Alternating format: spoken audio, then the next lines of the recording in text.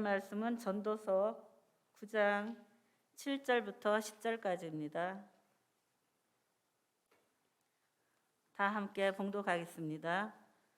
너는 가서 기쁨으로 내 음식물을 먹고 즐거운 마음으로 내 포도주를 마실지어다. 이는 하나님이 내가 하는 일들을 벌써 기쁘게 받으셨음이니라. 내 의복을 항상 희게 하며 내 머리에 향 기름을 그치지 아니하도록 할지니라. 내 헛된 평생의 모든 날 곧 하나님이 해 아래에서 내게 주신 모든 헛된 날에 내가 사랑하는 아내와 함께 즐겁게 살지어다. 그것이 내가 평생의 해 아래에서 수고하고 얻는 내 목이시니라. 내 손이 이를 얻는 대로 힘을 다하여 할지어다. 내가 장차 들어갈 수월에는 일도 없고 계획도 없고 지식도 없고 지혜도 없음이니라. 아멘.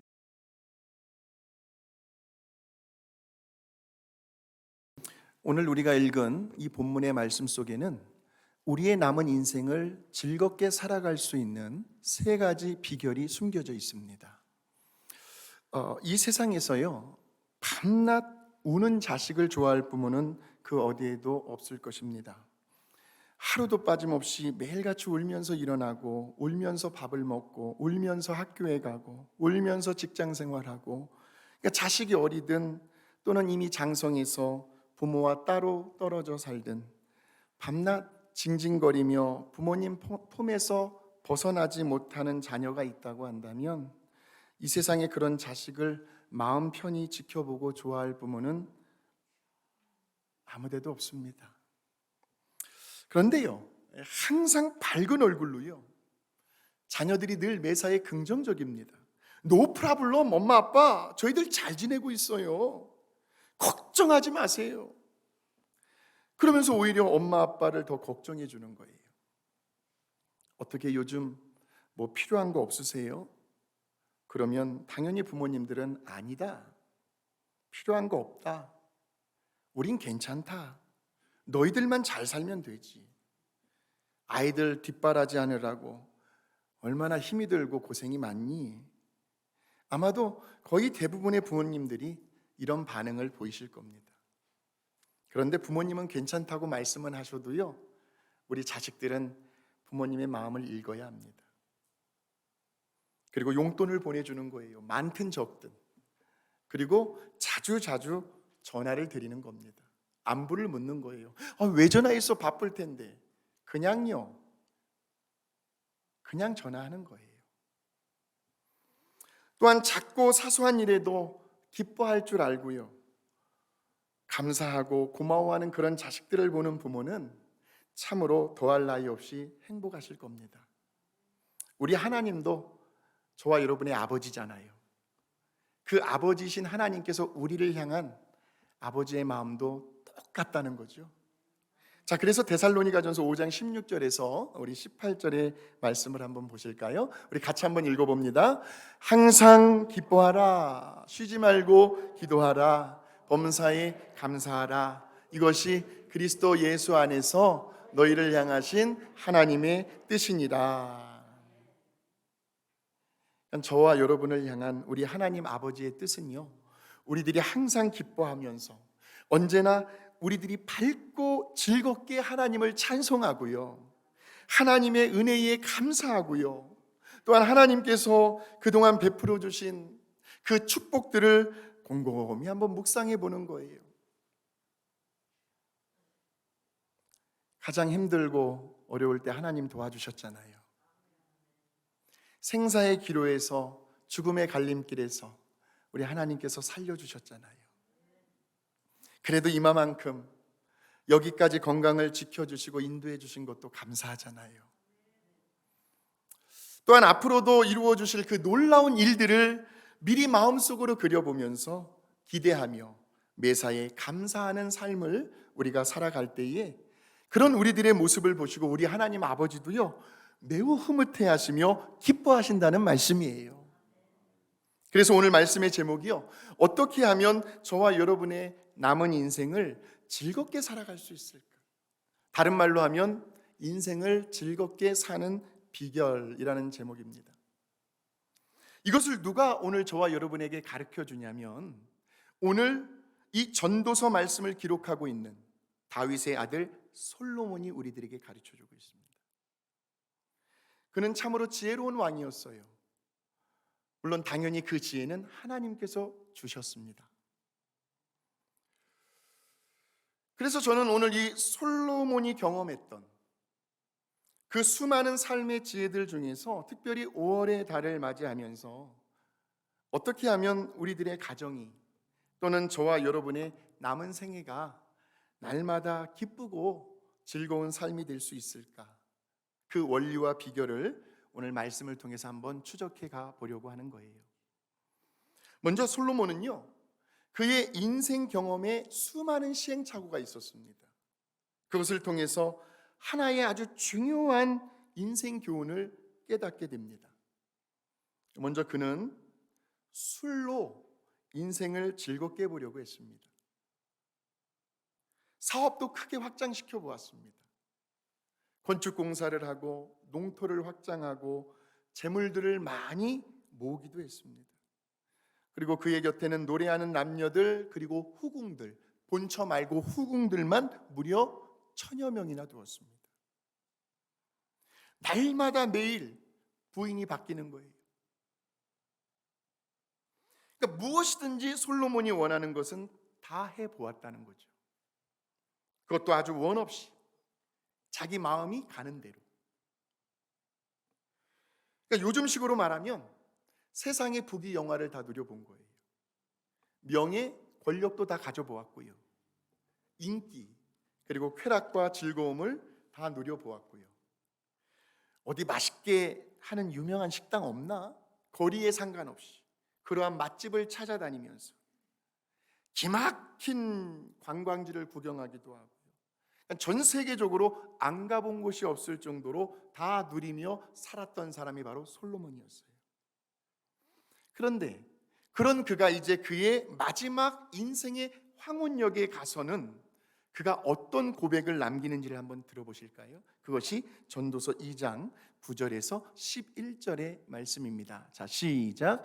이와 같이 나는 나보다 먼저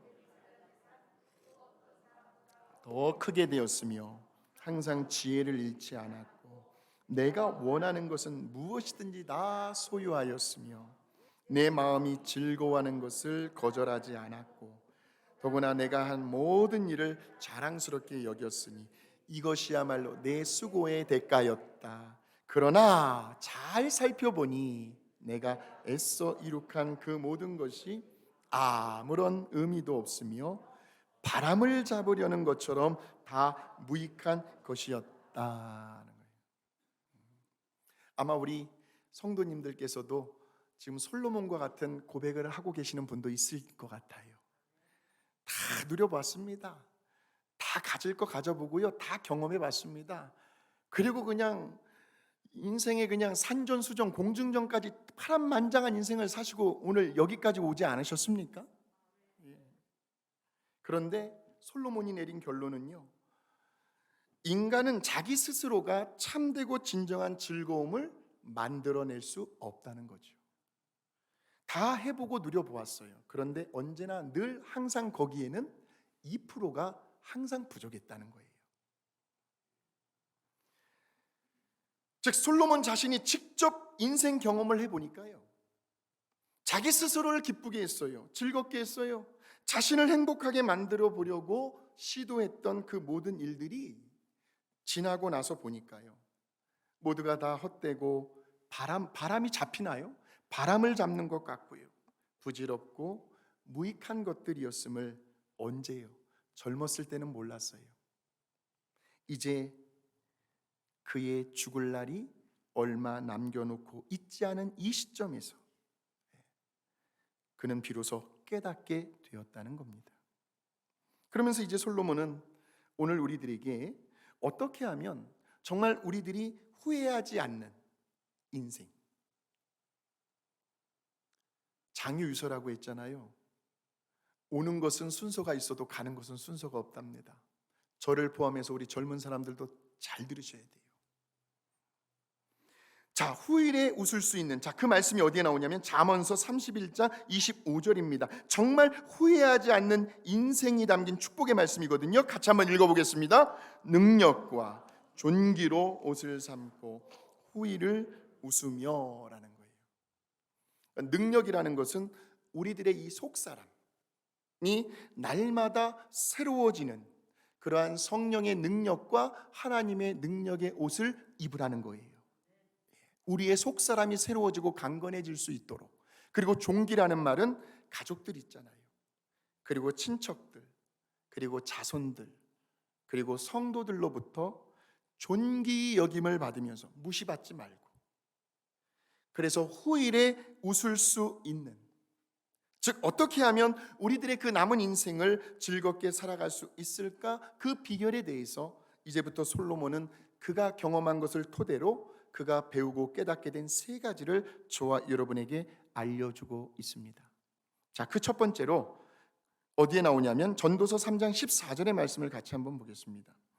인생을 즐겁게 살아갈 수 있는 그 첫 번째 비결, 시작.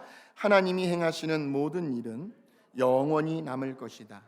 거기에는 아무것도 더하거나 제할 수가 없다. 하나님이 이렇게 하시는 목적은 사람이 그를 두려운 마음으로 섬기도록 하기 위해서이다. 인생을 즐겁게 살아갈 수 있는 그 첫 번째 비결로 솔로몬은 뭐라고 이야기하고 있습니까?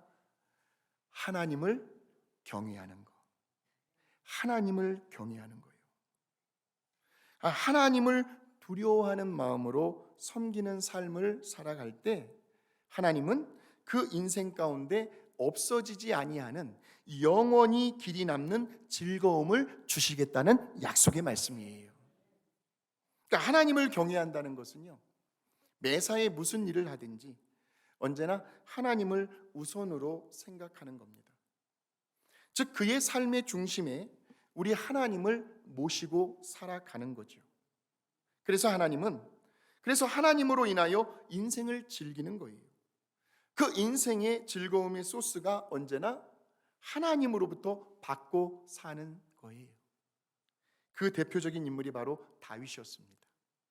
자, 시편 9편 1절에서 3절의 말씀, 다윗이 이렇게 고백을 합니다. 시작. 내가 전심으로 여호와께 감사하오며 주의 모든 기이한 일들을 전하리이다. 내가 주를 기뻐하고 즐거워하며 지존하신 주의 이름을 찬송하리니 내 원수들이 물러갈 때에 주 앞에서 넘어져 망함이니이다. 아멘. 다윗이 지금 뭐라고 고백을 하고 있습니까? 내가 누구를 기뻐하고 즐거워한다고요? 주를 기뻐하고 즐거워하며. 그러니까 다윗은 언제나 주님 안에서 기뻐했고 즐거워했다라는 거예요. 주님 안에서요. 자, 시편 16편 11절의 말씀을 또 한번 읽어보실까요? 시작. 주께서 생명의 길을 내게 보이시리니 주의 앞에는 충만한 기쁨이 있고 주의 오른쪽에는 영원한 즐거움이 있나이다 하는 거예요. 충만한 기쁨이요, 영원한 즐거움이 지금 누구에게부터 온다고 고백을 하는 거예요? 주님입니다.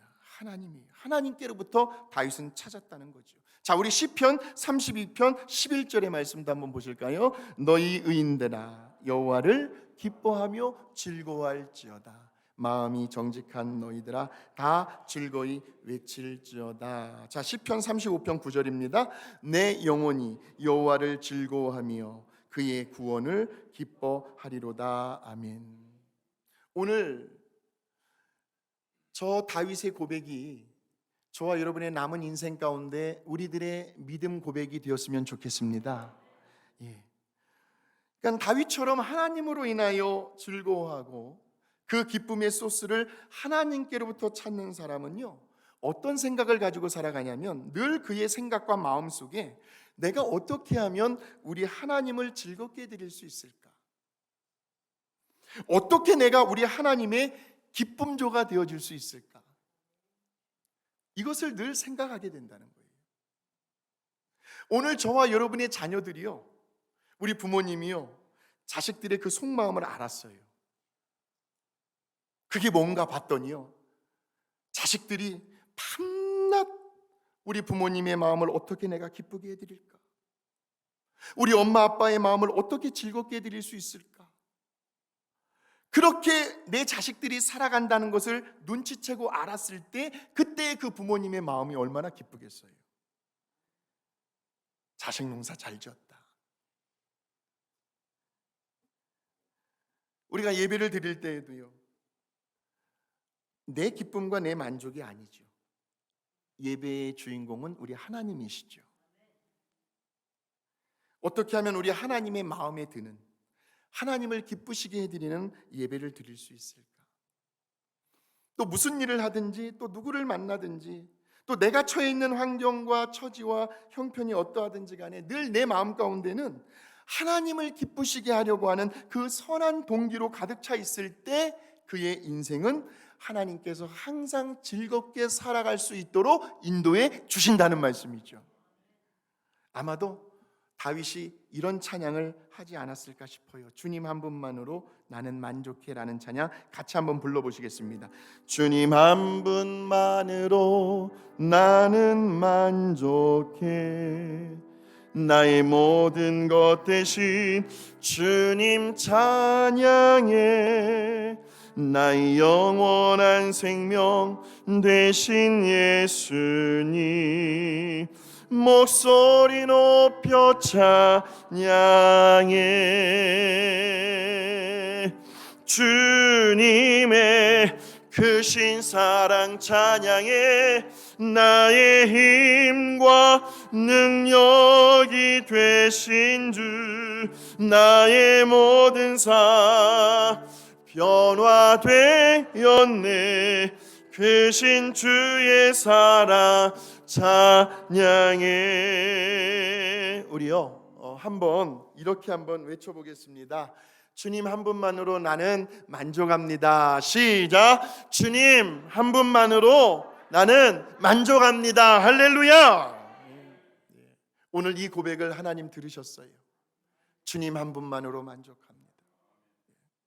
그래서 다윗의 이런 유명한 고백이 있잖아요. 여호와는 나의 목자시니 내게 부족함이 없으리로다. 날마다 여호와 하나님으로 인하여 기쁘고 즐거운 인생을 살아갈 수 있게 되시기를 주님의 이름으로 축원합니다. 이것이 첫 번째 비결입니다. 기쁨의 소스는 하나님께로부터 온다. 하나님을 경외하며 살자. 두 번째 인생을 즐겁게 살아갈 수 있는 비결이 어디에 숨겨져 있냐면 전도서 9장 9절에 있습니다. 한번 잘 찾아보십시오. 9절 시작. 이 세상에서 하나님이 너는 네가 사랑하는 아내와 인생을 즐겨라. 이것은 이 세상에서 네가 수고한 것에 대한 보상이다. 자, 두 번째 비결이 뭐예요? 저 9절 속에서 네가 사랑하는 아내와 인생을 즐겨라는 거예요. 그러면 지금 혼자 되신 분들은 어떻게 해요? 이미 남편, 이미 아내가 하늘나라 천국에 가 계신 분도 계실 건데, 그래서 저 말씀을 조금 더 폭넓게 생각을 해본다면 저와 여러분이 행복하고 화목한 가정을 이루어 나갈 때, 즉 부부와의 관계가 좋아야 합니다. 자식들이 떨어져 살고 있지만 부모와 자식들 간에 뭔가 거리낌이 없어야 합니다. 꿍 하고 있는 게 없어야 돼요. 오늘 하나님께서 그러한 꿍한 마음들까지도 부모님들의 마음, 자식들의 마음을 해결해 주시기를 간절히 축원합니다. 성령님께서 역사해 주셔야 돼요. 예. 그리고 형제 자매가 서로 돈독히 우애하고요. 다시 말하면 인생을 즐겁게 사는 두 번째 비결은 한번 따라해 보실까요? 가정이 평안해야 한다. 예. 아주 심플합니다. 그래야 우리들의 인생이 즐거울 수가 있어요. 보세요. 솔로몬은요, 한 나라의 왕으로서 그의 궁전에 후궁들이 몇 명이라고요? 1000명을 데리고 살았던 사람이에요. 그런데 그 1000명 속에서 즐거움을 누린 것이 아니라 뭐라고 고백합니까? 네가 사랑하는 아내와 인생을 즐겨라라는 거예요. 그러니까 자기 아내를 끔찍히 사랑하고 아껴주고요. 제 아내가 여기 앉아있지만 저도 사실은 찔리는 부분이 많아요. 자, 제비하고 정말 성실한 남편하고의 차이점이 뭔지 아세요? 제비는요, 자기 아내를 돌같이 생각을 해요. 자기 아내한테는 막 그냥 아내를 무시하고 아무렇게나 해도 되는 줄 알아요. 그런데 나가서 다른 여자들한테는 차문도 열어주고요. 얼마나 나이스하고 친절한지 몰라요. 그것을 제비족이라고 해요. 한국에 많대요. 다른 여자들한테 아무리 잘해줘봐야 소용없거든요. 내 아내가 최고죠. 오늘부터 잘해줘야 될 것 같아요. 저도 아내 한 사람으로 만족하고 아내로 인하여 하나님 앞에서 즐겁게 사는 사람이 복 있는 사람인 줄로 믿습니다. 그런 사람이 인생을 즐길 수가 있다는 거예요.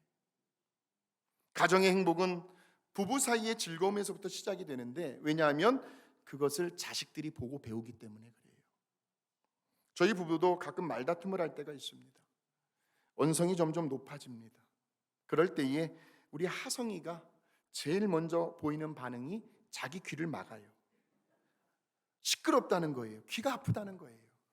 제가 목소리가 원체 크지 않습니까? 그러면서 하는 말이, 그 어린 녀석이 에이 시끄러워서 못 살겠네. 요즘 말이 얼마나 부쩍 늘었는지 몰라요. 사용하는 단어도 고급 단어를 사용해요. 그러면서 엄마 아빠 중간에 딱 서 있어요. 그러면서 손가락으로 이렇게 입에 손을 대면서 아빠 얼굴 한번 보고 엄마 얼굴 한번 보면서 조용히 말을 하라는 거예요. 그래도 다 알아듣는다고. 그러면 그 어린 그 아이의 모습을 보는 순간 그 하는 행동이 귀엽잖아요.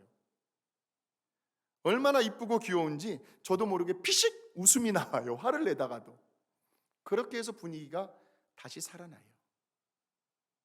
그러면서 아내가 저한테 하는 말이, 우리 하성이 앞에서만큼은 서로가 좀 절제하자고, 서로가 좀 조심하자고. 부부가 서로 아껴주고 존중해주고 사랑해주는 모습을 자식에게 보여줄 수 있어야 한다는 겁니다. 또한 사랑에는요, 언제나 삶의 동기부여가 되어집니다. 내 인생의 보람과 즐거움을 가져다 줘요. 사랑이요.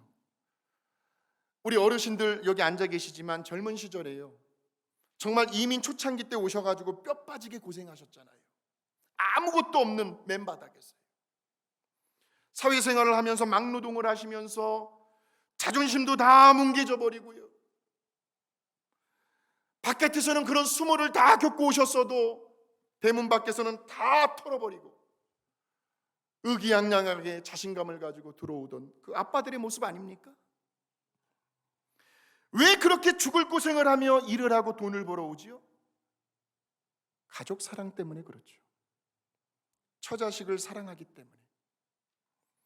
아무리 고생스러워도 그 고생이 고생스럽지가 않은 거죠. 그러므로 가정에 사랑이 없으면요, 가족들의 그 모든 수고가 다 헛된 것이 되어버립니다. 아무런 의미가 없게 됩니다. 그 어떠한 동기부여도 생겨나지가 않습니다. 그런데 부부가 서로 사랑하고 부모와 자녀 사이에 사랑이 있으면요, 지금 좀 고생스럽다 할지라도 그 흘리는 땀방울에 다 보람이 있고 의미가 남게 된다는 말씀이에요. 뭐 때문에? 사랑 때문에. 물론 때로는 몸이 지칠 때가 있습니다. 힘들 때가 있어요. 그러나 그럼에도 불구하고 내가 사랑하는 가족들을 생각하면, 내 남편과 내 아내와 내 자식들, 부모님을 생각하면 우리는 얼마든지 견뎌낼 수가 있습니다. 내가 고생하는 그 수고에 의미가 있고 보람이 있고 마음 가운데 기쁨과 즐거움이 넘쳐나게 되죠. 인생을 즐겁게 살아가는 두 번째 비결, 가정이 평안하고 화목하고 행복할 때, 그 가정 속에 사랑이 넘쳐날 때 우리는 남은 인생을 즐겁게 살아가게 되는 줄로 믿습니다. 마지막 세 번째로요, 인생을 즐겁게 살아갈 수 있는 그 비결로 솔로몬은 이런 교훈을 던져주고 있는데, 자, 전도서 9장 7절에서 8절 속에 숨겨져 있습니다. 같이 한번 읽어보실까요? 너는 가서 기쁨으로 음식을 먹고 즐거운 마음으로 포도주를 마셔라. 하나님은 네가 하는 일을 이미 인정하셨다. 너는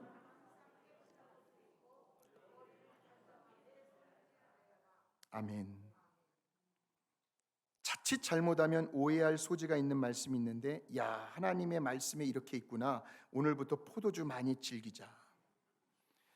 그 말씀이 아니죠. 왜냐하면 지금 이 말씀을 하고 있는 솔로몬은 아까 제가 말씀드렸죠, 이미 술로 인생을 즐겁게 보았다는 거예요. 술로 다 경험해 보았다는 거예요. 이미 성경에서 나오는 이 포도주가 상징해 주고 있는 것은 뭐냐면 기쁨입니다. 기쁨이에요.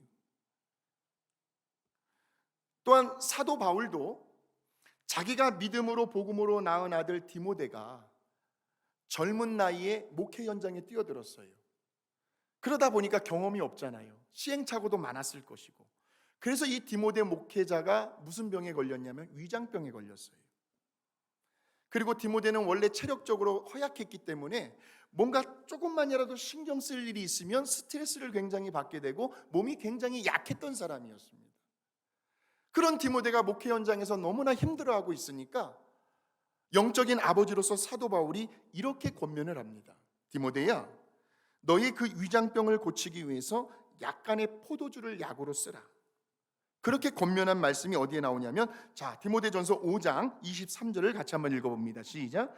이제부터는 물만 마시지 말고 네 위장과 자주 나는 병을 위하여는 포도주를 조금씩 쓰라. 자, 그러니까 지금 포도주가 상징하고 있는 두 가지 의미는 뭐예요? 기쁨과 치유입니다. 그러니까 성경에 포도주가 나오면 기쁨을 상징하고 치유를 상징한다고 보시면 되죠. 자, 그러니까 지금 솔로몬이 지금 뭐라고 이야기하냐면, 기쁨으로 음식을 먹고 즐거운 마음으로 포도주를 마셔라. 너는 항상 깨끗한 옷을 입고 머리를 단정하게 손질하여라. 그러니까 우리의 삶 가운데 기쁨이 있고 또 치유되는 어떤 역사가 있을 때 즐거워할 수 있고, 또 한 가지는 뭐냐면 여기에 보시면 뭐라고 이야기합니까? 항상 뭐한 옷을 입으래요? 비싼 옷, 사치스러운 옷이 아니고 깨끗한 옷을 입으라는 거예요. 오늘 여러분들이 입고 오신 옷처럼.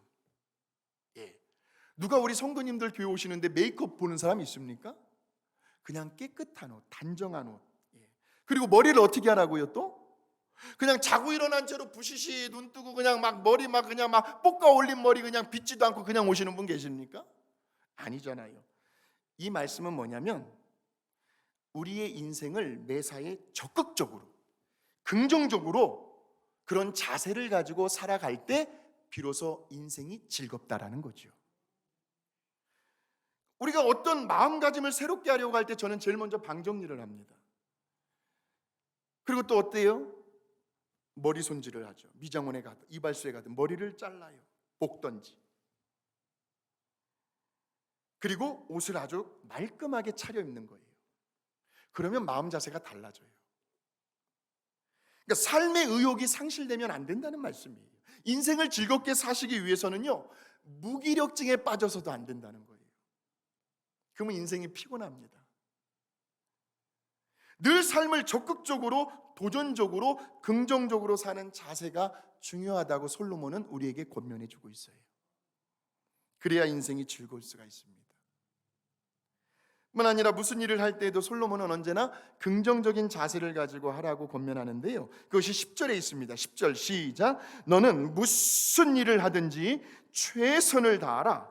네가 앞으로 들어갈 무덤에는 일도 없고 계획도 없으며 지식이나 지혜도 없다. 무슨 말이에요? 네가 앞으로 들어갈 무덤에는, 저와 여러분이 앞으로 다 죽음 앞에 이르게 된다는 거죠. 그럴 때에 그때에는 일하고 싶어도 일이 없대요. 그래서 저는 어느 때는요, 사실 잠자는 시간도 아깝더라고요. 왜? 죽으면 영원히 자는데. 앞으로 우리의 남은 시간을 한번 따져보십시오. 잠자는 시간 빼면요, 그렇게 날이 길지가 않습니다. 많이 남아있지가 않습니다. 물론 죽는 그 순간까지 기다릴 것까지도 없어요. 우리의 몸이 어딘가 고장이 한번 나보세요. 아프기만 해도요, 일하고 싶어도 몸이 좀처럼 따라주질 않아요. 제가 얼마 전에 감기 몸살이 걸렸을 때 그렇게 몸이 아프니까요, 성경도 보아지지도 않고요. 설교 준비도 안 되고요. 아무것도 못 하겠는 거예요. 내 몸이 아파 버리니까.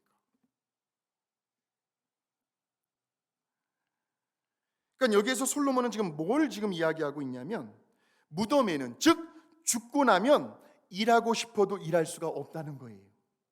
그러니 지금 우리가 살아있는 동안에 내가 그래도 그나마 이렇게 움직일 수 있고 일할 수 있는 힘과 기력이 있을 때 무슨 일을 하든지 기회가 오면 온 힘을 다하여 적극적으로, 능동적으로, 긍정적으로, 진취적으로, 성실하고 충성스럽게 최선을 다해 하루하루를 살아갈 때 인생이 즐겁다는 거예요. 우리 연세 드신 성도님들에게 제가 꼭 당부의 말씀을 드리고 싶습니다. 제발 이런 말은 입 밖에도 꺼내지 마십시오. 앞으로요. 그게 뭔지 아세요? 예? 지금 내 나이에 내가 무슨 일을 할 수가 있겠어? 절대로 꺼내시면 안 됩니다. 왜 못하십니까? 오늘 이 자리에서 혹시 85세 이상 되신 분 계시면 손 들어 보실래요? 85세. 85세. 야, 85세? 70대인 줄 알았는데. 왜냐하면 당시에 85세였던 갈렙이라는 사람이 하는 말을 한번 들어보십시오. 자, 우리 여호수아 14장 10절에서 12절입니다. 자, 시작.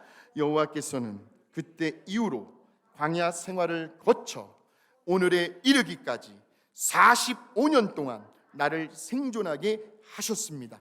보십시오. 내 나이 85세이지만 모세가 나를 정찰대원으로 보내던 그때와 마찬가지로 나는 지금도 여전히 건장하여 나다니는 것은 물론 출전하는데도 아무런 지장이 없습니다. 그러므로 내가 정찰 보고를 하던 그날에 여호와께서 나에게 약속하신 이 산간지대를 나에게 주십시오. 당신도 그때 우리 보고를 들어 알고 있겠지만 이곳엔 거인 아낙 자손들이 살고 있고 또 그 성들도 크고 견고합니다. 그러나 여호와께서 나와 함께 하시면 여호와의 말씀대로 내가 반드시 그들을 85세의 할아버지가 하신 말씀이에요. 자, 실질적으로 성경은 또 이렇게 말씀하고 있습니다. 이사야서 40장 28절에서 31절의 말씀, 오늘 저와 여러분에게 큰 힘이 되는 말씀인데 같이 한번 고백해 보시겠습니다. 너희는 알지 못하느냐? 너희는 듣지도 못하느냐? 여호와는 영원하신 분이시며 온 세상을 창조하신 분이라는 것을, 그는 피곤하거나 지치지 않으며 그의 깊은 생각은 헤아릴 수가 없다. 그는 피곤한 자에게 힘을 주시고 무능한 자에게 능력을 더하신다. 청소년이라도 피곤하고 지치며 건장한 청년이라도 넘어지고 자빠지나 오직 여호와를 바라보고 의지하는 자는 새 힘을 얻어 독수리처럼 날개치며 올라갈 같을 것이요 달려가도 지치지 않고 걸어가도 피곤하지 않을 것이다. 할렐루야. 사랑하는 성도 여러분, 하나님은요 저와 여러분이 매일 날마다 하루하루를 즐겁고 활기차게 살아가는 모습을 보기를 원하십니다. 우리의 삶을 통해서 우리 하나님께서 보기를 원하시는 것은요 우리의 슬픔과 고통이 아닙니다. 우리의 기쁨이요 우리가 즐겁게 사는 모습을 보고 싶어 하십니다. 물론 때로는 우리가 눈물을 흘릴 때도 있을 거예요. 죄를 탄식하고 회개할 때도 있을 겁니다. 그러나 하나님은 그 과정까지도 지나가게 하셔서 마치 다윗의 고백처럼요, 지금 밧세바의 아내 그리고 우리아 장군을 죽게 한 그 죄 때문에 다윗이 견딜 수가 없단 말이에요. 그래서 회개의 자리로 나아가거든요. 자, 그것이 시편 51편 9절에서 12절의 말씀입니다. 시작. 주의 얼굴을 내 죄에서 돌이키시고 내 모든 죄악을 지워주소서. 하나님이여 내 속에 정한 마음을 창조하시고 내 안에 정직한 영을 새롭게 하소서. 나를 주 앞에서 쫓아내지 마시며 주의 성령을 내게서 거두지 마소서. 주의 구원의 즐거움을 내게 회복시켜 주시고 자원하는 심령을 주사 나를 붙드소서. 그 회개의 눈물까지도 그 과정을 통하여 우리 하나님은 저와 여러분에게 무슨 즐거움을 주신다고요? 구원의 즐거움을 지금도 베풀어 주고 계신다는 말씀이죠. 인생이 항상 즐거울 수만은 없어요. 자연의 이치와 순리도 마찬가지입니다. 맑고 청정한 화창한 날씨 뒤에는 반드시 흐리고 우울한 날씨가 따라오는 것처럼 매일 365일 날씨가 좋을 수는 없죠. 우리들의 생활 속에서도 때로는 근심과 염려와 불안과 두려움의 먹구름들이 몰려올 때가 있습니다. 원망과 불평을 할 수밖에 없는 그런 환경과 상황이 찾아올 수도 있습니다. 자, 그럴 때에 우리는 언제나 변함이 없는 무엇을 붙들어야 할까요? 하나님의 말씀을 붙들어야 해요. 그러면 인생을 즐겁게 살아갈 수가 있습니다. 자, 우리 한번 하나님의 말씀을 한번 확인해 보실까요? 베드로전서 5장 7절입니다. 시작. 여러분의 염려를 다 하나님께 맡기십시오. 하나님이 여러분을 보살피고 계십니다. 얼마나 위로가 되고 힘이 됩니까? 자, 이사야 41장 10절의 말씀이죠. 시작. 너희는 두려워하지 말아라. 내가 너희와 함께한다. 놀라지 말아라. 나는 너희 하나님이다. 내가 너희를 강하게 하고 도와주며 나의 의로운 오른손으로 붙들어 주겠다. 얼마나 든든합니까? 자, 마지막으로 골로새서 3장 15절이죠. 시작. 그리스도의 평안이 여러분의 마음을 다스리게 하십시오. 평안을 위해 여러분은 한 몸으로 부르심을 받았습니다. 우리는 피스메이커예요. 그리고 여러분은 감사하는 사람이 되십시오. 할렐루야. 얼마든지 하나님 말씀 붙들면 우리는 인생을 즐겁게 살아갈 수가 있다는 거죠. 자, 첫 번째, 하나님을 경외하는 삶입니다. 두 번째, 화목하고 행복한 가족 관계를 이루며 살아가는 거죠. 세 번째, 무슨 일이 주어든지 간에 늘 긍정적으로 적극적으로 최선을 다하며 살아가는 삶이 되어야 한다는 거죠.